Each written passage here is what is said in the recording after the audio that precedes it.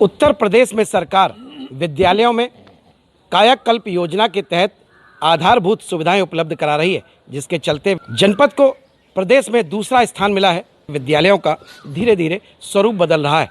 इस विषय में आइए बात करते हैं हम कासगंज के बेसिक शिक्षा अधिकारी राजीव जी से। राजीव कुमार जी, सबसे पहले तो ये बताएं कि किस तरीके से मिशन कायाकल्प योजना के तहत जनपद जो है प्रदेश में दूसरा स्थान पा पाया, आपने क्या प्रयास किए इसके लिए? जनपद कासगंज में भारत सरकार और उत्तर प्रदेश सरकार की जो एक बहुत ही महत्वाकांक्षी योजना कायाकल्प के तहत, जिसमें कि हमारे सारे बेसिक शिक्षा के स्कूलों को 19 पैरामीटर से संतृप्त किया जाना है, जिसके लिए हम लोगों ने जनपद में एक एक स्कूल में क्या क्या सुविधाएं अभी उपलब्ध नहीं है उसका बहुत बेहतर तरीके से अध्ययन करते हुए और उसका एक पूरा प्लान बनाया गया। एक एक विद्यालय में क्या क्या कमियां हैं उनकी पूरी लिस्टिंग की गई। उसमें कायाकल्प के 19 पैरामीटरों में से जितना ज़्यादा से ज़्यादा हो सका वो काम हम लोगों ने कराया और आज उसी मेहनत का परिणाम ये रहा कि हमारा पूरा जनपद पूरे प्रदेश में 93% के साथ लगभग दूसरे स्थान पर है।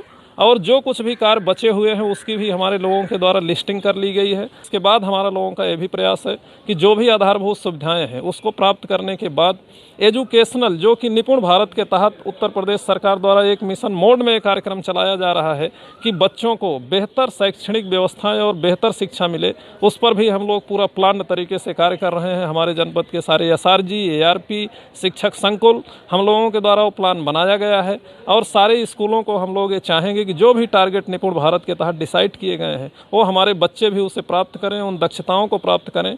अच्छा, जो कायाकल्प योजना है इसके तहत कौन कौन से ऐसे कार्य हैं जो विद्यालय में कराए गए हैं?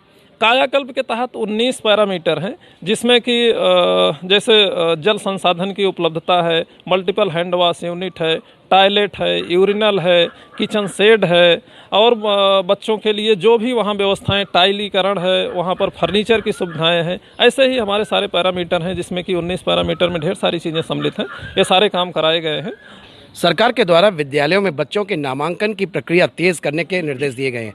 ऐसे में कासगंज जनपद क्या कर रहा है बच्चों के नामांकन के लिए? बच्चों के नामांकन के लिए जहां तक हम आपको बताना चाहते हैं कि उत्तर प्रदेश सरकार द्वारा माननीय मुख्यमंत्री जी द्वारा 4 अप्रैल को श्रावस्ती से स्कूल चलो अभियान की लॉन्चिंग की गई और पूरे प्रदेश को एक टारगेट दिया गया, जिसमें कि जनपद कासगंज को 33,060 नामांकन करने के लक्ष्य दिए गए। जो भी हमारी ग्राम सभाओं में जो आंगनबाड़ी सेंटर हैं, उन आंगनबाड़ी सेंटरों में जो भी बच्चे एक निर्धारित आयु को पूरी कर लिए हैं, जो कि बेसिक शिक्षा परिषद में नामांकन कराए जा सकते हैं, उनकी सूची पूरे जनपद से हम लोगों ने